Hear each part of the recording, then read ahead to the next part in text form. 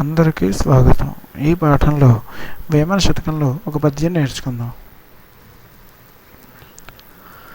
నీళ్లలోన మీను నెరమాంసమాశించి గాలమందుంజిక్కు కరణి భువిని ఆశ తగిలి నరుడు నాలాగు చెడిపోవు విశ్వదాభిరామ వినురవేమ.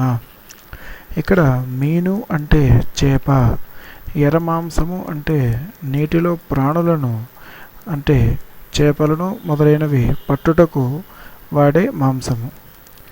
కరణి అంటే విధము లేదా రీతి, భువి అంటే భూమి, నరుడు అంటే మనిషి అని అర్థము.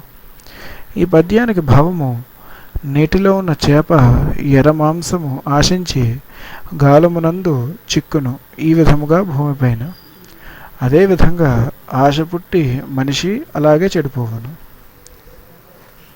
ఈ పద్యము మరోసారి చూద్దాం.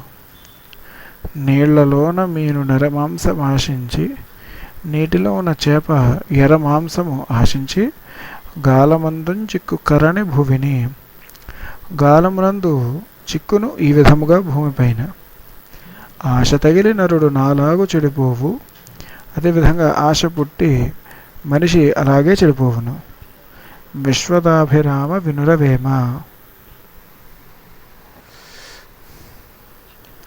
ఇక్కడ ఆశ తగిలి విడదీస్తే ఈ పదాన్ని ఆశ తగిలి అని అర్థం.